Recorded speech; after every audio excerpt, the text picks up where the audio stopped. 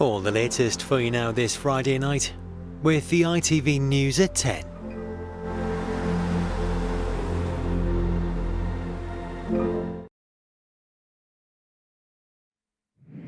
It's one of the most photographed jobs in the world, but never before has there been a mugshot.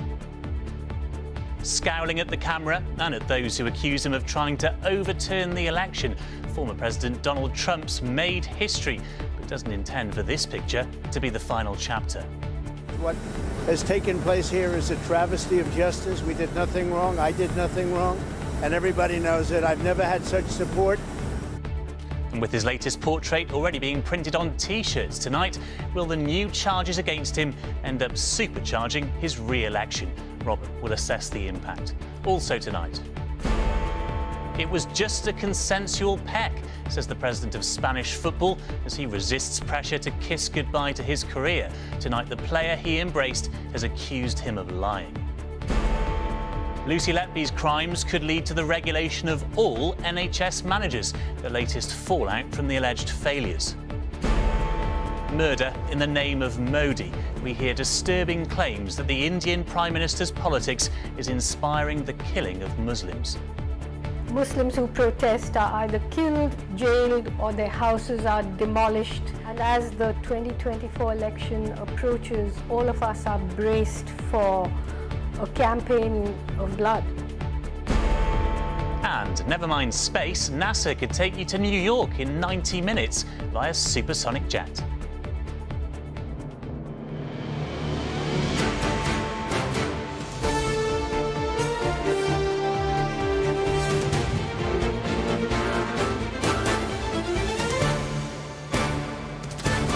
This is ITV News at 10 with Paul Brand. Good evening. It has fast become one of the most memorable and perhaps valuable photographs in the history of the United States. Memorable because never before has one of the country's presidents posed for a jailhouse mugshot. Valuable because as soon as the image of Donald Trump glaring into the camera was made public, his re-election team turned it into a money spinner, potentially worth millions. T-shirts, mugs and posters rapidly produced, bearing the image of inmate number P01135809. Its value won't just be judged in dollars, though. The charges of election interference in Georgia mark the fourth criminal case Mr. Trump faces. And in a highly polarised nation, that photograph is energising both his passionate supporters and hostile opponents. This is an image certain to become among the most famous or perhaps infamous photographs ever taken of a US president. The jail mugshot, with Trump's look of defiance and anger, is already being seen as a defining moment in this era of raucous division. The former president arrived at the county jail to surrender. His fourth arrest in 5 months. Accept the results of an election. We did that. We did that. Complaining that they like about it. And outside the jail, we found people arguing. What's the population of black men in the country? Democratic. Some celebrating the moment. It's all coming to light, and I feel like, it's finally time for justice to be served. Others deploring what they regard as a witch hunt. They're just trying to do anything that they can to keep him from running because they know he'll win. Donald Trump emerged from the jail giving a thumbs up. And before he left Georgia, he denounced what he called an historic injustice. What has taken place here is a travesty of justice. We did nothing wrong. I did nothing wrong. And everybody knows it. I've never had such support. And that goes with the other ones, too. What they're doing is election interference. They're trying to interfere with an election. There's never been anything like it in our country before. This is their way of campaigning. Far from feeling humiliated, Trump has shared the image with his 100 million social media followers, adding the phrase, "Never surrender." His son, Donald Trump Jr., warned that retribution was imminent, declaring, "Hey, deep state, he's coming for you." And below it, the next inauguration date. The mugshot is being adopted by his allies. Merchandise being churned out on pro-Trump websites, creating a fundraising bonanza. And the reaction on American cable news networks told the story of a polarized nation. Do we know who entered the hair color? Is that Donald Trump? Liberal panelists gleeful and laughing at the former president's fate. Yeah, this is outrageous. On other channels, conservative commentators were appalled at what they regard as the weaponization of the justice system. This is lawless. This is Democrat lawfare. This is election interference. And a former Republican vice presidential pick made an even more incendiary prediction. I want to ask them, what the heck? Do you want us to be in civil war? Because that's what's going to happen. We're not going to keep putting up with this. And Eric, I like that you suggested that we need to get angry. We do need to rise up and take our country back. The trial, when it begins here, will see Trump face racketeering charges, in part based on a notorious phone call he made to Georgia's top election official. I just want to find 11,780 votes. I received, violent death threats. Another top election official here at the time was Richard Barron, who watched Trump's surrender last night with grim satisfaction. He just wanted to stay president. He admires the dictators around the world, and that's what he wanted. He was trying to figure out a way to stay in power. And so this is justice. All of the many defendants in this sprawling case have now surrendered and been arrested, meeting today's deadline. Trump's arrest here just triggers the next stage of the legal battle. The district attorney wanting this racketeering trial to begin by late October. Trump's team says that date is absurd. On Donald Trump's rap sheet, he is now officially inmate number P011-35809. He left Georgia last night with 2 photographs set to forever define him. That presidential portrait from 2016.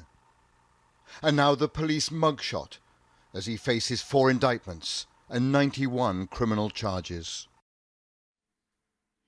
And Robert joins us now from the Atlanta courthouse where the racketeering trial will take place. And Robert, we now have the defining image of next year's election, but will it actually change any minds?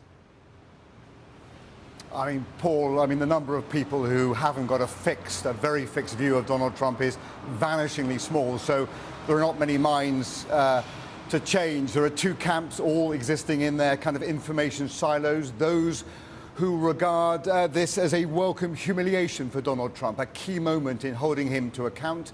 And another camp, those who regard the Department of Justice as having been weaponized by Democrats to take down a political opponent. That's why this kind of iconic image is not going to change minds. It's going to solidify them. It's going to confirm people in their existing judgments. And why, Paul, to a remarkable extent, a single image is going to be used by both sides as we enter this election season. All right, Robert, from Atlanta, thank you very much.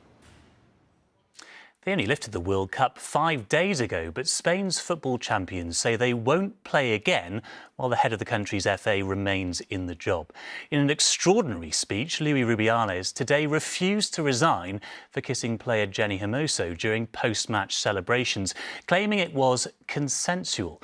Tonight, she hit back, calling that a lie and saying she was the victim of an impulse-driven sexist act, while the Lionesses issued their own message of solidarity.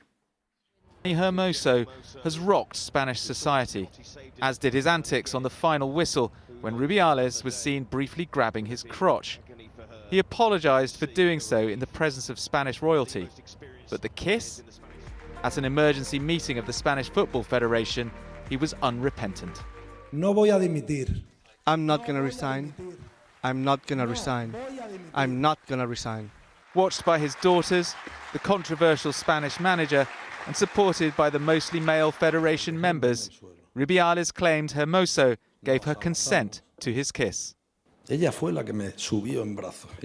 the one who lifted me up, who brought me close to her body. We hugged and I told her, "You've been great. We wouldn't have won the World Cup without you." And I asked her, "A kiss?" And she said, "Okay." The condemnation was immediate. The entire World Cup winning squad have refused to play for Spain again without root and branch change at the Spanish Football Federation. Calling Rubiales' kiss a final straw, Hermoso herself issued the following statement: "I felt vulnerable and a victim of an impulse-driven, sexist, out-of-place act without any consent on my part. As the world champions, we as a team do not deserve such a manipulative, hostile and controlling culture." As the elected head of a private body, Rubiales can't easily be sacked, but protests are growing. Things that so many people knew and spoke about for a very long time, but were not necessarily believed. Well, now that is starting to shift as well, and people are now starting to say, well, actually, maybe they were right all along. The Spanish government has started legal action, which could lead to Rubiales' suspension. Yo creo que estamos en disposición de que esto sea el Me Too. I believe that this could be the Me Too of Spanish football, and that it will lead to change. The government wants to be very strict about the fact that there are things that can't happen again. In the last half hour, England's Lionesses, but for now, Rubiales is still in charge. Nick Wallace, News at 10. Here, NHS managers could soon feel the lasting consequences of the Lucy Letby case. We understand that a meeting next week will discuss whether they should face more accountability. It comes after Dr. Ravi Jayaram told us how he'd repeatedly raised concerns about Letby, but been ignored by his superiors. And Harry is here to talk to me about all of this. So, Harry, this is what several consultants have been calling for. Yeah, that's right. Several senior doctors who worked at the Countess of Chester Hospital, where Lucy Letby carried out her crimes, have accused some NHS management there of essentially ignoring the concerns that they raised about Lucy Letby. And in the past week, they have called for more accountability for NHS managers in the same way that doctors and nurses face accountability. Now, we understand that next week, Amanda Pritchard, who's the Chief Exec of NHS England, will hold a meeting to look at introducing more regulation for NHS management. Now, ultimately, that is a decision for government, but if the NHS forms a view on that, it will put more pressure on ministers. Separately today, the Prime Minister and the Department for Health and Social Care have suggested that they may upgrade the inquiry into Lucy Letby's killings into one that has the power to compel witnesses to come forward. This is something that victims' family members have been calling for. It has been a week since that guilty verdict, but I think this is just the start of the political ramifications of that trial. All right, Harry, the fallout continues. Thank you. Another crisis at one of the country's institutions has tonight led to the resignation of its boss. The British Museum's director, Hartwig Fischer, quit over how it dealt with stolen artefacts. He said the museum didn't respond as comprehensively as it should have after being warned about the thefts in 2021. To India now, where an unchecked rise in violent, sometimes deadly attacks on Muslims by extremist Hindus is perhaps not causing the alarm it should. Innocent people shot dead, mosques and homes destroyed. Disturbing scenes, as you'll see shortly. Yet Prime Minister Narendra Modi remains silent. In fact, his Hindu Nationalist Party stands accused of fostering that hatred towards the nation's 200 million Muslims. Mr. Modi has an election to win next year, and there is dread about what might unfold. On a Mumbai train, a police officer stands over a blooded body. At first, you might think he's protecting the scene of a monstrous crime. Yet the man of the law is also the alleged killer. And this murder and what he says next have sent a chill through millions of Indian hearts. If you want to live here, he says, you must support Modi. He's targeted 3 Muslim passengers, Abdul Khadar, Asghar Ali and Syed Saifullah, a father of 3 travelling home to his family. His widow cannot bear to tell their children. They asked me to call their father, and I just keep telling them I can't get through. But in a land where your name gives away your religion, a dreadful truth is dawning on India's Muslim community, says the dead man's brother. They're asking our names and then killing us. What if I go out and that is also my fate? If we Hindus don't get our way, blood will be spilt on the streets, proclaims this militant to a cheering crowd. The rise and rise of Hindu extremism is unchecked. Police are accused of taking the side of India's majority population. Here, Muslim shops and Muslim homes were torched. The local mosque was destroyed and the imam butchered in his bed. He was just 19 years old. He barely had a chance to live his youth. He had so many dreams. He spoke a lot about Hindu and Muslim unity. And so for him to die like this is cruel beyond words. At the Independence Day celebrations, Prime Minister Narendra Modi spoke of democracy and diversity as sources of strength. Democracy or diversity is pain. But next year he will fight for a third term in power for a party that rides high on the same tide of Hindu nationalism. The ideologues openly referred to the Muslims of India like the Jews of Germany. Now they are being demonized. Hindu radicalized mobs come out with swords, with guns, calling for rape, calling for annihilation. Quite often they are watched by the police who do not intervene. The courts don't do very much.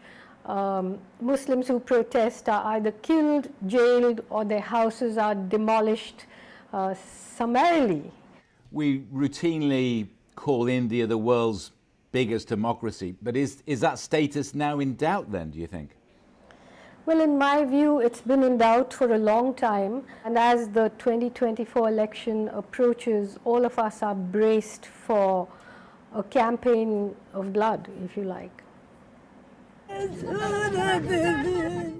Arundhati Roy is not alone in despairing for the future. Not far from Delhi, they weep over the ruins of an entire Muslim neighbourhood demolished by local authorities. They should have run the bulldozers over me too. Where can I go now? This woman asked. The State High Court said this could amount to state-sponsored ethnic cleansing. There are questions too for Western governments who might once have spoken out for human rights, but now see India as too powerful an ally to dare criticise. John Ray, News at 10. Truly shocking stories, and we asked the Indian government for a response to John's report, but received no reply. Now, when the plane believed to be carrying Wagner mercenary leader Yevgeny Prigozhin fell from the sky, many quickly suspected his enemy Vladimir Putin of having a hand in his death. The Kremlin today decried that as a Western lie. Flight recorders have now been recovered by Russian authorities. Whether they shed any more light on what really happened, well, we'd have to trust Putin to tell us. In the absence of Vladimir Putin himself, the president of Belarus provided the next best thing to a comment from the Russian leader today. What comes from his mouth is what's normally on the mind of his Russian counterpart. I know Putin, he said. He is prudent, very calm, and even slow when making decisions, he added. With talk of his slow pace in mind, skeptics might point to the fact it took 2 months between Prigozhin's attempted coup and his suspected death. Russia's crash investigators recovered the flight recorder today, a breakthrough in other cases. Here, observers predict a whitewash. But for the first time today, the Kremlin spokesperson Dmitry Peskov flatly rejected allegations that Russia was responsible, saying, of course, in the West, those speculations are put out under a certain angle, and all of it is a complete lie. What brought down his airplane? Have you gotten any solid information about that? I'm not at liberty to speak to that precisely. We're trying to nail down precisely. I don't have anything to say to you about that.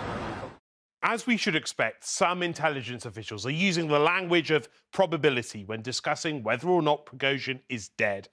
But although British defence intelligence is saying that it's highly likely, there is a broad sense of confidence about this within the US intelligence community. What's less clear is how this happened, what brought down the plane here just north of Moscow, and answering that how question might help us with the who. Yesterday, in secret briefings, American officials said a surface-to-air missile attack originating inside Russia was likely to have shot down the plane. Now, of course, Russia has plenty of them, but in came different unidentifiable officials to say it's more likely that a bomb or some other form of sabotage may well have been used to bring the plane down. So, was this an accident? A mechanical failure, perhaps? Well, the aircraft has no history of problems, and officials now believe that explanation is unlikely. The rebellion in June marked the end of their alliance. But even if Putin didn't orchestrate Prigozhin's death, the belief that he did, that betrayal is met with revenge, means he ends this week stronger than he began it. Rohit Katru, News at 10. Here, a drink driver who hit a charity cyclist and left him to die has been jailed for 12 years. 63-year-old Tony Parsons was struck by Alexander McKellar's car in Argyll and Bute in September 2017. McKellar was sentenced alongside his twin brother, who helped him hide the body. The remains were not found for more than 3 years. The Prime Minister called it good news, but for families studying today's energy price cap announcement, there is little to cheer. Yes, the cap itself is coming down from October, theoretically reducing the average household bill. But millions will have to go without the financial support they previously received from the government.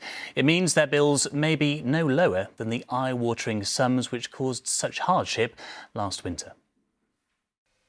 The price of the energy we all need to run our homes is falling. But how many households will feel any better off? Not the one Lowry lives in. Because I'm in arrears anyway, because I just don't have enough money coming in. It probably won't make any difference to me. I just go day to day and think we've got a roof over our heads. Lowry shares her home in Blackpool with her 14-year-old daughter. She relies on universal credit to help pay the energy bills, but says they aren't the only thing she can no longer afford. My dad supports us a lot, but he's 87 on his pension. And he's having to help pay for your food? Yeah. So he's constantly watching the bank. At the moment, the average household pays £2,074 a year for its energy. The new price cap, which limits the rate suppliers can charge for each unit, means that in October that will drop to £1,923. That's nearly £600 lower than the same period last year, but more than £700 higher than it was before the pandemic. And everyone's bill varies depending on how much energy you use, where you live, what kind of house you live in. And for some people, any savings made by this new price cap could be effectively wiped out. That's because the charge we pay to be connected to the grid has gone up, and the help the government gave to every household last winter has gone away. It's really important that we do target our support to the most vulnerable in society, and that's what we're doing. So the national living wage has gone up by around £1,400 for those on the lowest earnings. Pensioners are receiving an extra £300 this winter alongside their winter fuel payment, and everyone on universal credit is receiving £900 in direct cost of living support. But some say that simply isn't enough. A social tariff for energy bills is necessary right now so that households who are low and middle income all qualify automatically for a discounted amount of the price of energy. In a year that big energy companies have boasted record profits, their customers are facing a winter worrying about whether they'll be able to keep warm. Chloe Keedy, News at 10, Blackpool. A shameful chapter was remembered in British history today. Britain's involvement in the Atlantic slave trade saw millions of Africans forced to work on plantations in the Americas. In the early 19th century, one of the largest slave owners in the British West Indies was John Gladstone, a surname many will associate with his son, William Gladstone, the Liberal Prime Minister. Today, members of their family were in the Caribbean to apologise for the acts of their ancestor. To the people of Guyana, we, the undersigned, are descendants of Sir John Gladstone, 1st Baronet of Farsk and Balfour, and we wish to offer our sincerest apologies for his actions in holding your ancestors in slavery. An apology 2 centuries in the making. Exactly 200 years since an uprising which began on John Gladstone's plantation in Guyana was brutally crushed. His descendant apologises for the actions of what he called a vile and greedy man. It is with deep shame and regret that we acknowledge our ancestors' involvement in this crime, and with heartfelt sincerity that we apologise to the descendants of the enslaved in Guyana. John Gladstone's son was the four-time Prime Minister William Gladstone, who inherited his father's estate, including Harden Castle in leafy northeast Wales, where the family lives today. Gladstone's library here in Harden is the national memorial to William Gladstone.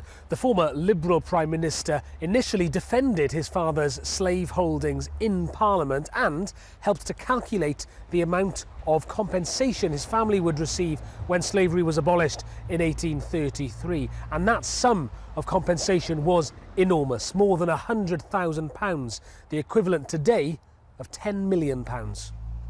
Guyana's President Irfan Ali welcomed the apology but lashed out at the descendants of slave traders demanding reparations. It's a call welcomed by others in the UK. What we need to do is have a real conversation about how we're going to deal with the imbalances which have resulted from the slave trade. It's not just a matter of paying for the sins of your father. It's about the fact that the fathers have passed on the wealth accrued from historical crimes to their sons and grandsons, and today that wealth is still in their hands. Today's apology was coupled with a £100,000 donation to the University of Guyana. The Gladstones are the latest in a small but growing number of families who have now paid a form of reparation for their ancestors' historical sins. Acknowledge it, stop denying it, and accept that it has ongoing consequences in terms of racism and inequality in these countries today. The UK government has never formally apologised for its role in the slave trade. Now those families whose wealth derives from it are doing so themselves. Rhys Williams, News at 10, Harden. And finally, it's 2 decades since the last flight of the Concorde, but supersonic travel may not stay grounded for much longer. NASA is working on a new jet which could one day take passengers from London to New York in just 90 minutes. Maybe time for a quick nap, but no in-flight film. And it's no pie-in-the-sky idea. The first test flight is planned for later this year. It looks more like a cutting-edge military jet than a passenger plane. But if tests on the X-59 are successful, this could be the biggest revolution in air travel since the invention of the jet engine. A supersonic plane based on this design might one day cross the Atlantic in less than an hour and a half. NASA, better known for spacecraft like the Shuttle, is funding this project to see if supersonic travel can be achieved with no sonic boom. We're all pretty optimistic about working through this, gathering the data, having the regulations changed, and I'm sure the commercial industry is keeping an eye on the progress. And when there's an opportunity to basically build something for a product for the public to use supersonically over land, I'm sure they're going to take advantage of it. If NASA's testing is successful, it might allow commercial supersonic aircraft to fly over land, opening up the market for hyper-fast, quiet flights. The world's fastest passenger jet, Concorde, was only allowed to go supersonic over the Atlantic, getting to the US in just under 3 hours. A plane based on the X-59 might half that and be able to fly over land. Concorde was retired 20 years ago, not long after the devastating crash in Paris in July 2000. Since then, no aircraft has come anywhere near challenging its transatlantic record. But now there is a glimmer of hope that supersonic passenger flight might become a reality once again. A standard large airliner today can take more than 5 hours to cross the Atlantic, cruising at speeds of about 600 miles an hour. The X-59 would take about a quarter of that time. The X-59 will conduct its first test flight later this year. It may be years before a commercial version is available, but this might just be a glimpse of the future of long-haul air travel. Dan Rivers, News at 10, Washington. Perfect to get away for a long weekend. And that's it for tonight. From all of the team here, have a great bank holiday weekend. Good night.